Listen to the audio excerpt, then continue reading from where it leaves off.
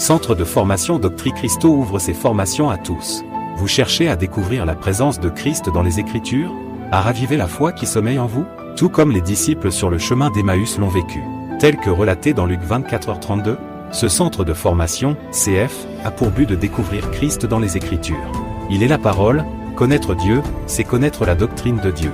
C'est l'objectif de cette école.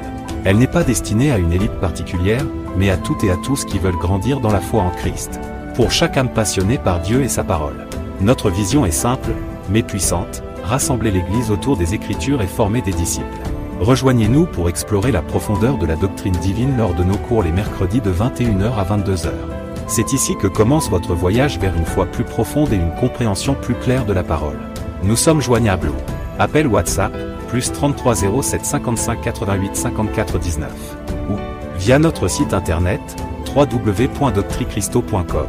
Nos formations se font en ligne. Centre de formation Doctrine Christo, une école accessible à tous.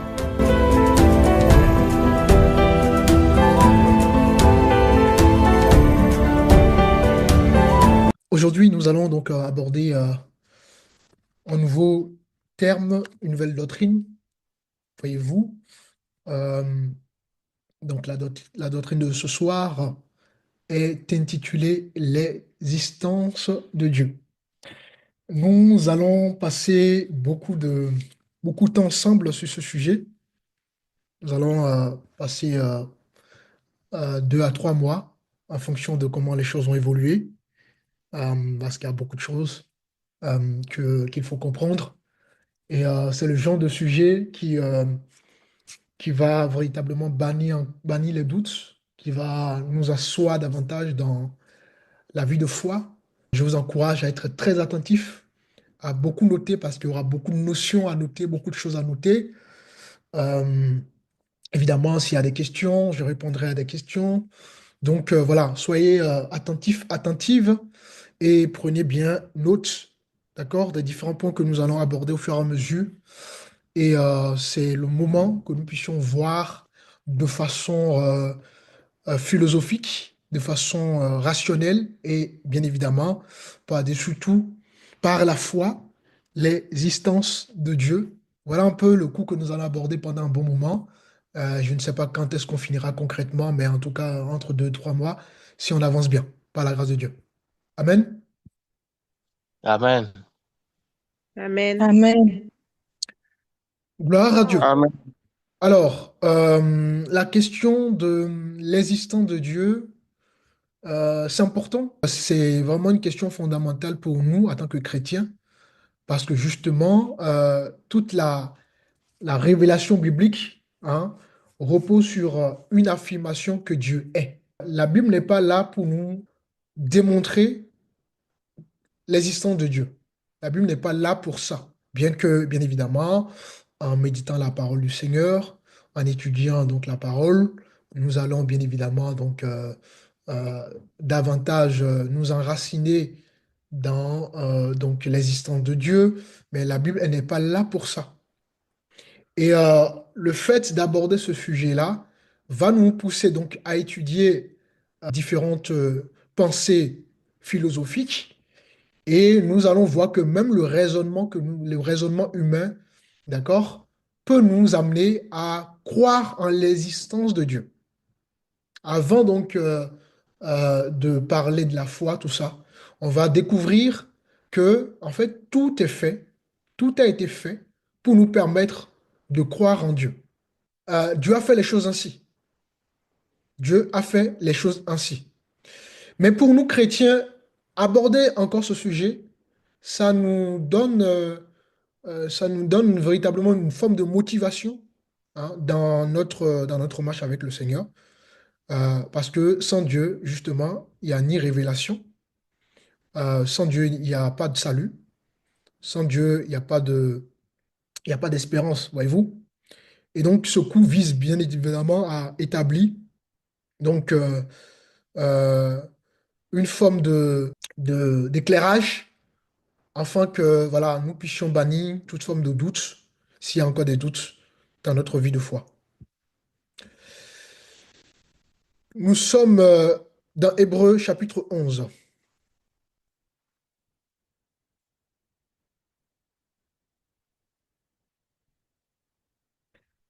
Hébreux chapitre 11 et nous allons effectuer notre première lecture dans le verset 6.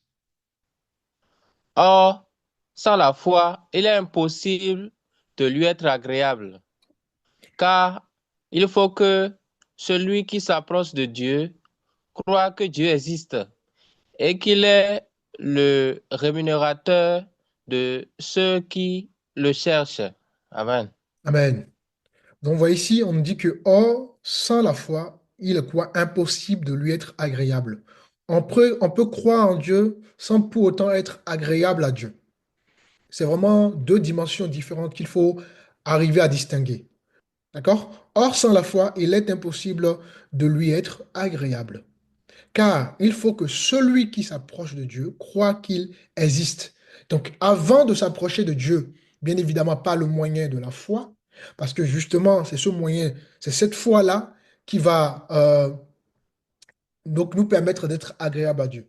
Et donc, avant de nous approcher de Dieu, par ce moyen-là, qui est la foi, la première chose qui est importante, c'est de croire en l'existence de Dieu par la révélation. D'accord? Parce que tout le monde peut croire en Dieu sans pour autant avoir la révélation de Dieu. Voyez-vous? Or, il est donné aux enfants de Dieu, d'accord, de recevoir justement la révélation de qui est Dieu après avoir cru en l'existence de Dieu. Donc, celui qui doit être agréable à Dieu doit passer par le moyen de la foi. Et donc, en passant par le moyen de la foi, il doit croire que Dieu existe et bien évidemment qu'il est le rémunérateur de ceux qui le cherchent.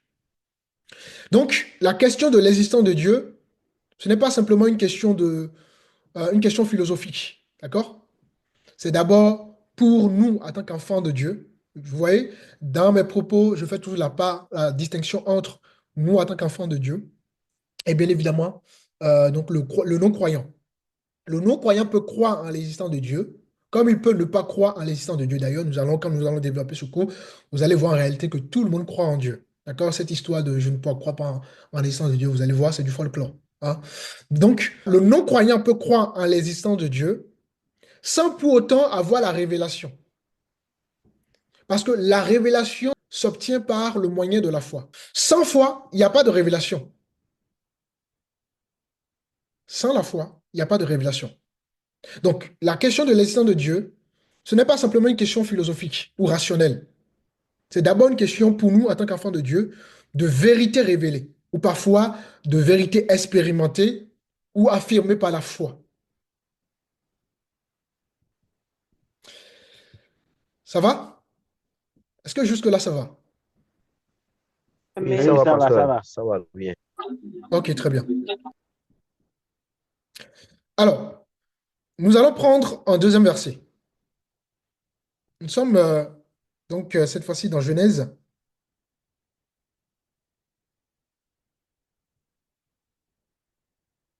Genèse chapitre 1, le verset premier. Au commencement, Dieu créa les cieux et la terre. C'est bon. Donc, la première chose que nous allons constater à partir du Béréchit, d'accord, nous allons voir des thèmes comme ça qui sont un peu de, voilà, vous qui sortez un peu du système religieux, vous allez très rapidement vous rendre compte en fait que le système religieux est très limité dans la connaissance du Seigneur, d'accord? Dans les communautés d'aujourd'hui, voilà, malheureusement, les gens sont beaucoup plus tellement dans la religion qu'ils n'évoluent pas, d'accord? Et qui plus est, les leaders, les pasteurs, les ceux-ci, les serviteurs de Dieu ne sont pas équipés, ne sont pas formés et donc ne sont pas habitués à certaines choses. Comme par exemple, quand on va parler de la Trinité, tu vois, c'est des thèmes qu'il faut vraiment retenir. Comme on va dire hérésie, c'est des thèmes qu'il faut retenir. Hérésie, ça ne parle de la fausse doctrine, tu vois. Il faut retenir des thèmes comme ça, d'accord? C'est important. Donc, euh, donc, à partir de Bereshit, le Bereshit, d'accord, c'est le commencement de toute chose. Et le commencement, c'est Genèse, d'accord? Donc, quand je dis Bereshit, vous comprenez, hein, je parle de Genèse. À partir donc de Genèse, donc chapitre 1, le verset premier, la Bible dit, au commencement, Dieu créa donc les cieux et la terre. À partir de là, on voit que la Bible ne cherche pas à démontrer que Dieu existe. Mais ici, la Bible est dans l'affirmation. D'accord? La Bible est dans l'affirmation. Ça nous montre quoi? Ça nous montre que l'existence de Dieu est présupposée comme une vérité absolue. L'on n'a pas besoin de la Bible pour croire en Dieu. Il y a ce qu'on appelle, avec, évidemment, vous allez voir tous ces différents points que je suis en train d'aborder en guillemets, là, on va le développer un peu plus hein, au fur et à mesure. Mais en fait, il faut garder à l'esprit qu'il y a ce qu'on appelle une révélation générale. D'accord? C'est quoi une révélation générale? Une révélation générale, c'est ce que Dieu donne à tout le monde. D'accord? Tout le monde a accès à cette révélation générale. Et donc, en d'autres termes, aucun n'a une excuse de dire un jour qu'il ne croit pas en Dieu. Parce que Dieu a tout fait de sorte que tout le monde puisse croire en son existence. Voilà pourquoi on n'a pas besoin d'une Bible avant de croire en Dieu. La Bible, l'écriture, va rentrer dans le cadre de la révélation, ce qu'on appelle la révélation spéciale. La révélation spéciale, c'est plus donné aux enfants de Dieu, aux disciples de Dieu. Donc ici, à partir de Genèse chapitre 3, le verset 1, on voit que la Bible ne cherche pas à démontrer qui est Dieu, parce que à partir, à partir du moment où nous sommes nés de nouveau, d'accord, bah, nous croyons en l'existence de Dieu forcément, et donc on ne s'approche pas de Dieu pour découvrir qui est Dieu, mais on s'approche de Dieu pour connaître qui il est. Voilà pourquoi la Bible ne cherche pas à démontrer, au travers donc, des Écritures, l'existence de Dieu. Donc la Bible n'est pas là pour démontrer, elle est plutôt là pour affirmer. Il faut faire vraiment la distinction entre ces deux notions. L'existence de Dieu, on n'a pas besoin d'aller lire une Bible pour croire en l'existence de Dieu. En revanche, nous pouvons donc découvrir Dieu au travers des Écritures. Parce que les Écritures, comme les Écritures affirment déjà que Dieu existe, ben, elle est là pour nous révéler qui est ce Dieu-là. Ben, la révélation générale, elle est donnée à tout le monde, païens ou pas, non-croyants ou pas, peu importe qui nous sommes, bah, cette révélation, tout le monde a accès à cette révélation générale. En revanche, tout le monde n'a pas accès à la révélation spéciale. Seuls les élus de Dieu ont accès à la révélation spéciale, au travers donc des Écritures. Voilà pourquoi vous pouvez donner la Bible à quelqu'un qui a bac plus 30, bac plus 10, et, il ne comprendra pas la Bible. Il va prendre tout au premier degré, et parce qu'il n'aura pas justement la révélation des Écritures. Parce que la révélation des Écritures commence à partir du moment où nous sommes nés de nouveau. Par le biais, bien évidemment, de l'esprit que nous recevons. Voilà pourquoi donc la Bible donc, est plus donnée aux élus, et les élus ont accès à cette révélation spéciale pour donc connaître qui est le Dieu en qui ils ont cru préalablement, au travers, bien évidemment, donc de la philosophie du rationnel et aussi au travers, bien évidemment, de la foi. Est-ce que vous arrivez à comprendre? Ça va? Oui, ça va passer. Oui, ça va, ça pasteur, va. ça va. Amen. La Bible ne démontre pas, ne cherche pas à démontrer. Elle cherche tout simplement à affirmer ce que nous croyons, qui est donc le fait de croire en Dieu. Dieu se révèle donc par la création, nous allons le développer un peu plus tard, ou par d'autres choses. Et tout ça, ce sont donc ce qu'on appelle la révélation générale. Et bien évidemment, Dieu se révèle par les Écritures.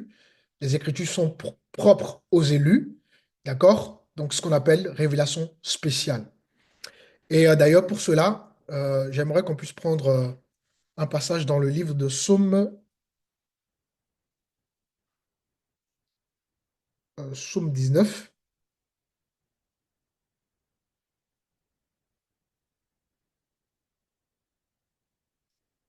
On va lire le verset 2. Euh, Psaume 19, le verset 2. Les cieux racontent la gloire de Dieu et l'étendue manifeste l'œuvre de ses mains. Alléluia.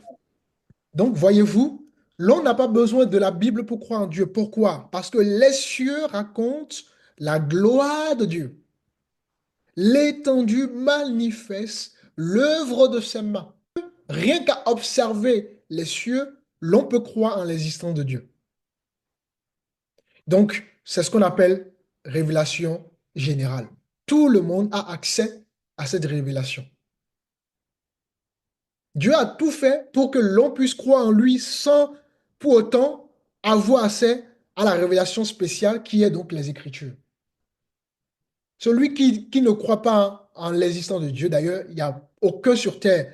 Tout le reste, c'est que les gens mentent à eux-mêmes en fait. Tout le monde croit que Dieu existe. Mais la chair, l'orgueil, le pouvoir, toutes ces choses, et puis bien évidemment le péché, donc nous poussent à rejeter Dieu. En fait, le monde est plus dans le rejet.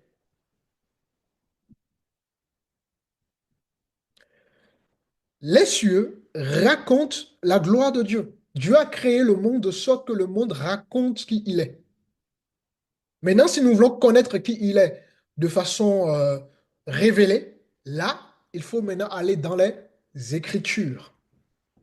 Mais sinon, avant les Écritures, tout est fait pour que l'on puisse croire en Dieu. Les cieux racontent d'abord la gloire de Dieu. La nature raconte la gloire de Dieu.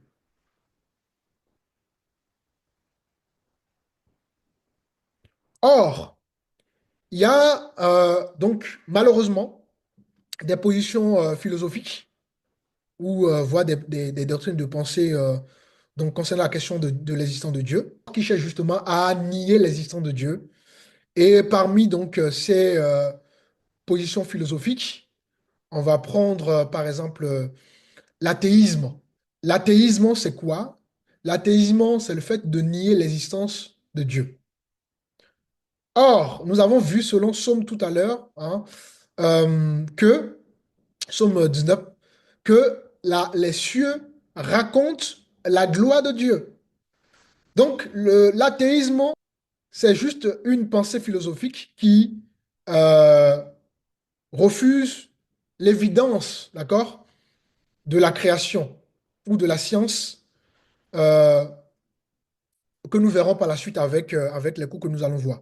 Donc l'athéisme, en réalité, face à Somme 119, ben, on voit qu'il y a un rejet en fait. L'athéisme est vraiment là pour rejeter Dieu parce que celui qui est humble, qui est sincère au plus profond de lui, sait que Dieu existe en observant la nature, en observant les cieux, en observant autour de lui. Donc voilà une pensée philosophique, d'accord, qui rejette, qui nie l'existence de Dieu. Un athée nie l'existence de toute divinité. D'accord? Que ce soit le Dieu de la Bible, tout ça. Voilà. On va prendre encore un autre passage par rapport à ça. Nous sommes dans Psaume 14.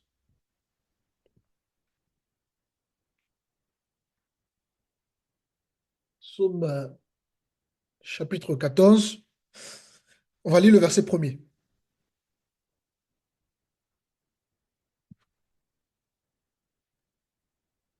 Somme 14, verset 1er. Au chef des chantres de David, l'insensé dit en son cœur, il n'y a point de Dieu. Amen. On s'arrête là. Oui, ce sont les insensés qui disent qu'il n'y a point de Dieu. Pourquoi ils sont insensés? Parce que rappelez-vous, Somme 19, les cieux racontent la gloire de Dieu. Les cieux racontent que Dieu existe. Tout raconte que Dieu existe. Donc, la philosophie euh, de l'athéisme qui nie l'existence de Dieu, vous voyez que euh, c'est juste du folklore en réalité. Donc, les gens qui disent qu'ils sont des athées, tout ça, qui ne croient pas en Dieu, c'est juste faux tout simplement. D'accord?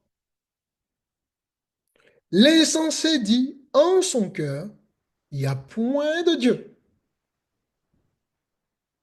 Donc, celui qui ose dire qu'il n'y a pas de Dieu, quand Dieu n'existe pas, ben, il est insensé. Pourquoi il est insensé? Parce que s'il observe autour de lui, d'accord, il sait que Dieu existe. Notamment ici, par exemple, en France, on voit beaucoup de Français de souche qui ne croient pas en Dieu, enfin, qui ont l'impression, enfin, qui qui laisse entendre qu'ils ne croient pas en Dieu, mais en réalité, c'est faux. D'accord? Le pays les pays qui, euh, qui rejettent beaucoup plus Dieu, c'est beaucoup les pays occidentaux, tout ça, hein. C'est terrible, hein. Tout ce que vous allez voir, tous les symboles de l'Europe, que ce soit symbole, que ce soit l'appellation de certains lieux, tout est là pour défier Dieu. Il y a quelque chose qu'on peut reconnaître à l'Afrique, c'est que l'Africain ne nie pas Dieu, l'existence de Dieu, même si maintenant, après, si on va rentrer dans le détail, voilà, la croyance de l'Africain se base sur différentes formes de croyances. On va parler de l'animisme. Mais en fait, quelque chose qu'on ne peut pas nier de l'Africain, c'est que l'Africain ne nie pas Dieu.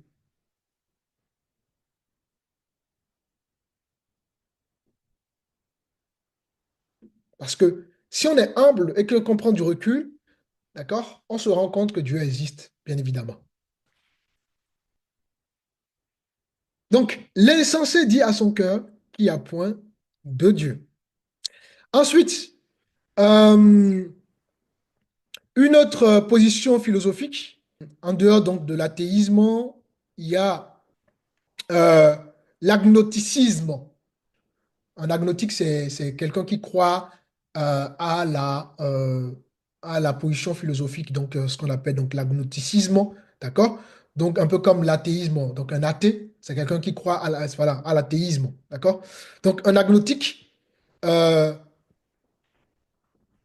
se dit à lui que ben on peut pas savoir si Dieu existe ou non, d'accord? Il est plus dans le voilà dans cette façon de voir les choses. On peut pas savoir si Dieu existe ou non. Pour lui, c'est peut-être que Dieu existe, peut-être pas, il n'y a pas de preuves, donc je ne m'engage pas. Donc lui, il est beaucoup plus dans, voilà, il est sceptique, il veut pas croire, il veut pas non plus rejeter que Dieu n'existe pas. Donc c'est une posture intellectuelle qui est fondée sur le doute. Parce que comme pour ce dernier, il n'y a pas de preuves, donc Dieu n'existe pas. Cette position est fondée également sur les limites, d'accord, de la raison humaine. Parce que ben, on veut tout donc, définir selon donc, nos capacités humaines. D'accord? Tout, on ne veut pas voir au-delà de nos capacités humaines. Donc, un agnostique, c'est tout simplement celui qui vit dans le doute et qui vit dans les limites. Il ne veut pas croire, il veut croire, il cherche des preuves. Voilà, il est partagé. Est-ce que ça va? Oui, Amen. Amen, Amen, Amen. Ensuite, autre position philosophique, il y a le panthéisme. Quand on dit pan ici en grec c'est tout. Et le thé, c'est Dieu. Donc le fait de considérer tout comme Dieu. Voyez-vous, cette position ne fait pas la distinction entre le créateur et la création. C'est ça le principe de cette position.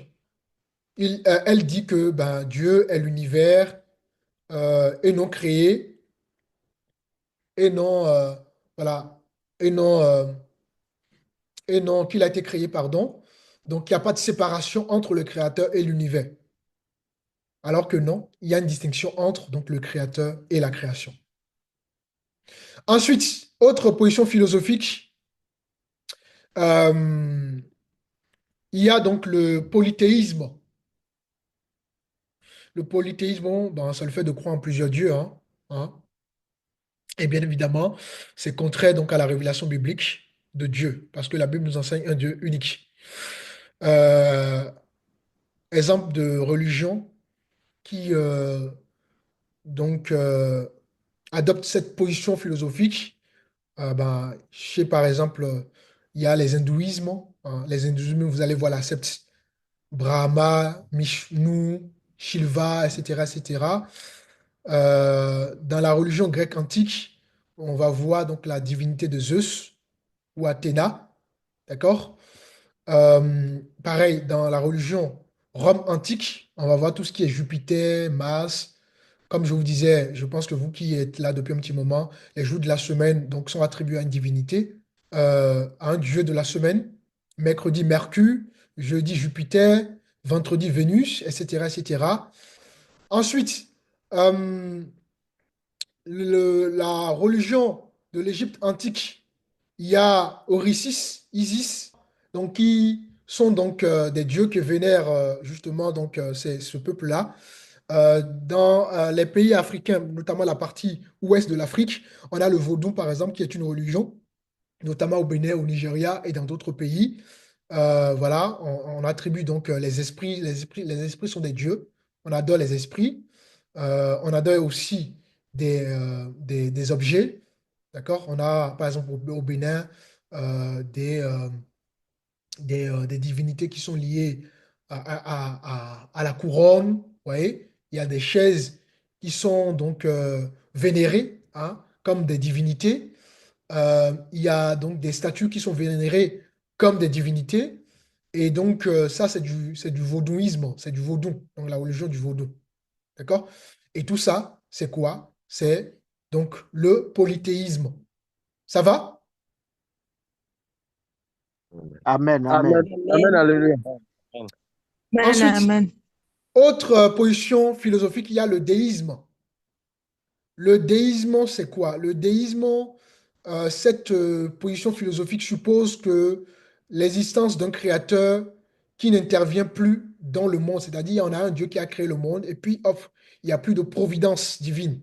L'idée ici est de dire que ben, Dieu existe, ok, mais on rejette les dogmes, on rejette la Bible, on rejette les miracles, on rejette les enseignements. C'est ça le déisme. Il y a des penseurs comme Voltaire qui ont soutenu fortement cette position philosophique. Hein. Donc voilà, le déisme, c'est plus, on croit à un Dieu, mais on refuse son enseignement, on refuse la Bible, que la Bible vient de Dieu, on refuse les dogmes. Les dogmes, c'est tout simplement des doctrines, d'accord? On refuse les doctrines et voilà, on se limite simplement à un Dieu qui a créé tout et voilà, qui a créé, qui n'agit plus, qui ne paie plus, qui ne discute pas avec les humains et voilà, tout s'arrête là en fait. Et donc, voilà quelques positions philosophiques qui contredisent l'existence de Dieu. Mais quand on creuse, quand on étudie bien ces sujets-là, on se rend compte en fait tout simplement que voilà, c'est juste une façon pour les hommes de rejeter Dieu, bien qu'au fond d'eux, on va le voir, tout le monde croit en Dieu. Et le verset que nous allons plus utiliser pour étudier cette doctrine, ça va être donc le livre de Romains. Et je vous invite déjà dans ce livre-là. Nous allons décortiquer ce beau chapitre.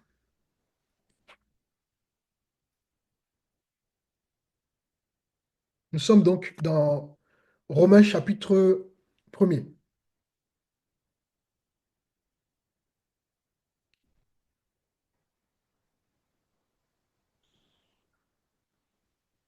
Évidemment, hein, il y a beaucoup d'autres positions philosophiques. Hein. Je vous ai pris des positions philosophiques, les principales. Hein, d'accord? Il y en a plein, plein, plein, mais c'est les plus connues. Donc, l'idée ici, c'est qu'on puisse déjà voir un peu voilà, quelles sont les positions philosophiques qui contredisent déjà donc l'existence de Dieu. Et ensuite, on va bien rentrer dans le vif du sujet pour que ça puisse justement, vous puissiez avoir donc de la matière qui vous permet maintenant de mieux comprendre que toutes ces positions philosophiques sont simplement du folklore. D'accord?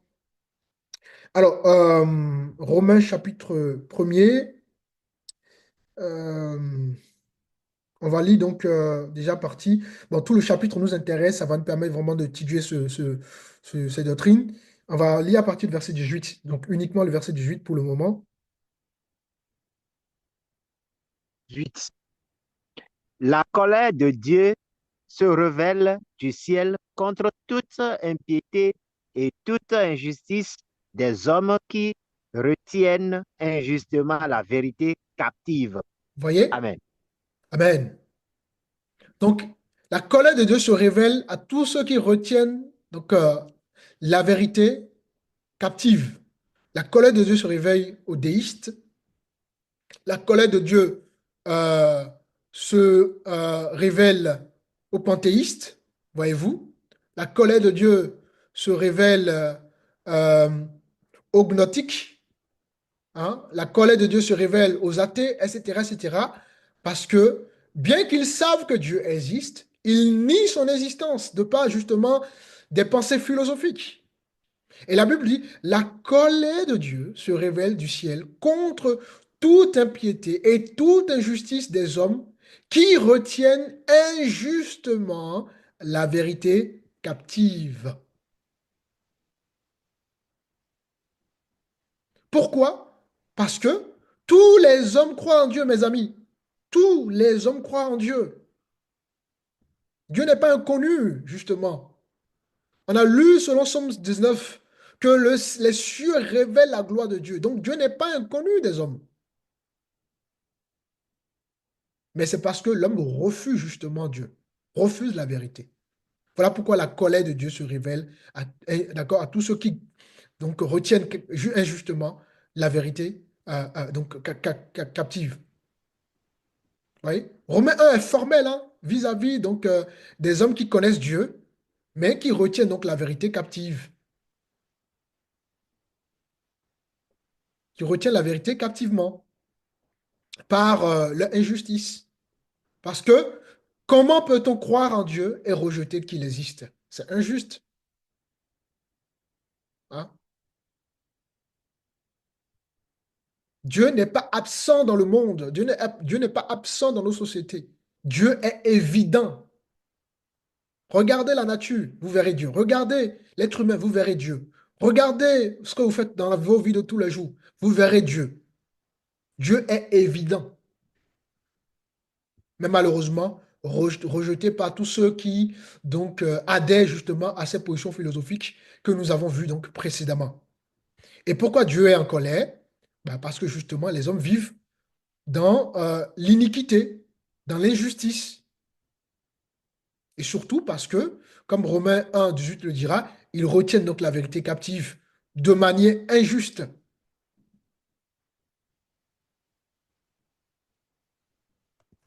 Donc, en d'autres termes,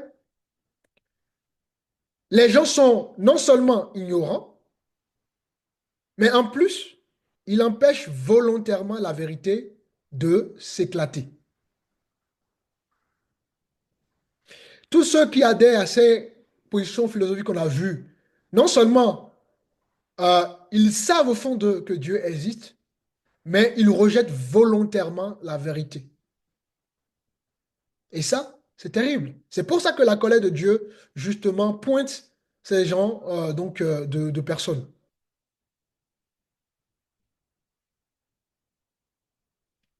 Je ne sais pas si vous avez déjà remarqué, mais lorsque vous parlez de Dieu, d'accord, à des personnes qui ne connaissent pas Dieu, ben, très souvent, ben, les gens ne cherchent pas à écouter hein, ce que vous voulez dire.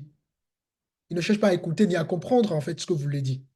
D'accord? Il faut éviter le sujet, voilà, il faut mettre de côté le sujet, comme si cela relevait uniquement donc de la sphère privée, alors que quand il s'agit de parler de leurs voyants, de leurs psychologues, de leur spiritualité mystique, de l'animisme, euh, de quoi d'autre encore, de la voyance, de l'horoscope, de l'ésotérisme. Hein. Curieusement, quand il faut aborder ces genres de sujets-là, ben, cela ne pose aucun problème. Voyez-vous? Cela ne pose aucun problème. Je ne sais pas si vous avez déjà expérimenté chacun dans votre vie personnelle, que ce soit dans vos lieux de travail ou avec les amis, vos amis, etc. Vous allez voir, chaque fois que vous voulez aborder le sujet, la question de l'existence de Dieu, vous allez voir, les gens se posent tout de suite. Vous voyez, les gens changent de figure, de visage, l'humeur change tout de suite. Les gens disent non, non, non, on ne veut pas aborder le sujet. Mais quand il faut aborder les sujets comme l'animisme, la voyance, tout ça, ben ça, on en parle librement. On n'a pas de problème avec ça. Donc cela montre que ben, par notre attitude, hein, par l'attitude des hommes, ben, justement, les hommes bloquent la vérité. C'est ça, c'est ce que Romains 1, le verset 18 nous dit. Par notre attitude, nous étouffons la vérité au lieu justement de laisser la vérité émerger en nous, ou tout simplement la vérité émerger dans la société. Donc c'est, c'est un péché très très grave d'affirmer, hein, de vivre pensant que Dieu n'existe pas et surtout d'empêcher justement que cette vérité soit révélée autour de nous. Parce que Dieu nous a fait pour que la vérité soit révélée. Quand nous allons étudier l'homme, vous allez voir qu'en l'homme, il y a tout est révélé pour que l'on puisse croire, bien évidemment, en Dieu. Regardez la complexité, comment de l'eau, hein, du sperme, naissent un être humain. Ça, rien que ça déjà, ça montre l'existence incroyable de Dieu. Si l'homme pouvait créer l'homme, ça fait longtemps que l'homme aurait créé l'homme. Regardez la complexité, hein, du corps humain. Ça révèle l'existence de Dieu. Vous savez, dans le cerveau, vous avez ce qu'on appelle, enfin, en langage plus simple, on a des câbles, d'accord? Des câbles. Et quand on déplie tous ces câbles-là, un câble de nos cerveaux peut quitter ici pour aller en Afrique. Et pourtant, c'est dans notre petite tête ici, là. Ça, c'est la complexité de l'être humain, du corps humain. Si vous étudiez comment ça s'appelle, les composantes de l'être humain, vous allez vous rendre compte que non, c'est incroyable. Hein, regardez la grossesse. Un enfant va faire 9 mois dans le ventre de sa maman. Incroyable. Hein. Et au bout des 9 mois, il faut que l'enfant, d'accord, découvre le monde. C'est incroyable. C'est fou.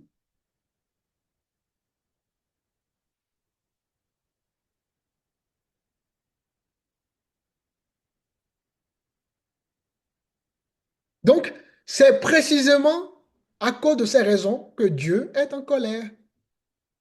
Parce que justement, la vérité est là, elle est évidente, accessible et visible, mais nous rejetons volontairement cette vérité-là. Les gens rejettent volontairement cette vérité-là, qui est donc l'existence de Dieu. Ensuite, lis-moi le verset 19. On continue?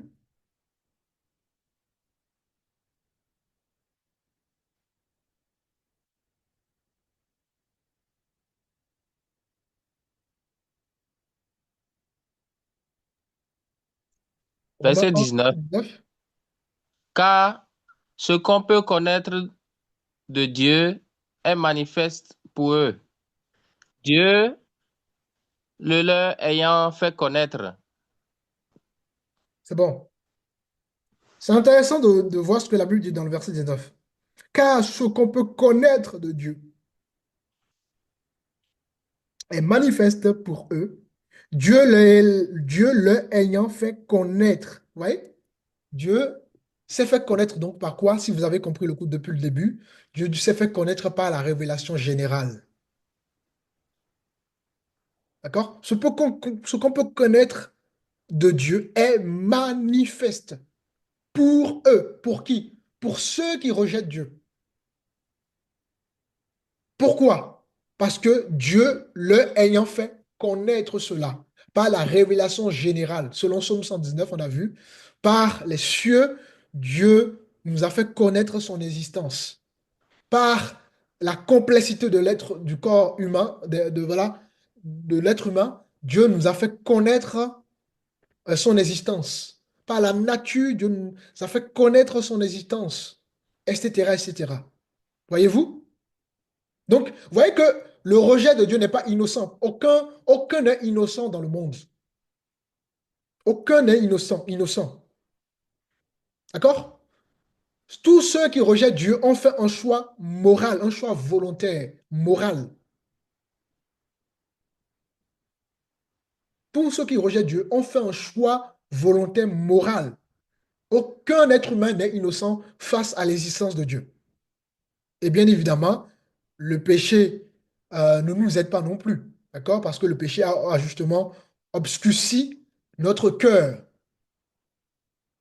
Mais malgré que le péché a obscurci notre cœur, d'accord? Même Dieu a gravé ses lois dans nos cœurs. C'est terrible. Voilà pourquoi un enfant de 2 ans peut reconnaître déjà le mal et le bien. À votre avis, pourquoi? Un enfant déjà de deux sait que telle chose, il ne faut pas faire ceci, il faut pas faire ceci. Parce que la loi de Dieu est inscrite déjà dans notre cœur dès notre naissance. Voilà pourquoi aucun ne peut nier l'existence de Dieu. Donc ça, c'est important de comprendre quand vous discutez avec les gens, que les gens vous disent qu'ils ne croient pas en Dieu, tout ça, ou quand même, si c'est vous-même, si vous prenez du recul, vous allez voir que vous êtes en train de mentir à vous-même en réalité. D'accord? C'est vraiment un choix volontaire moral, en fait, de ne pas croire en l'existence de Dieu, parce que tout est fait pour nous parler de Dieu.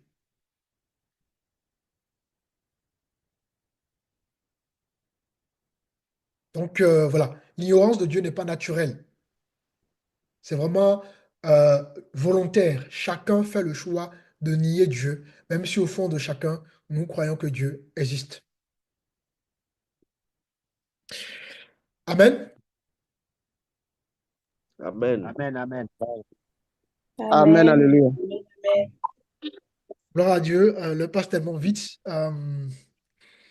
Il est 54. Je pense que voilà, je vais m'arrêter là pour ce soir.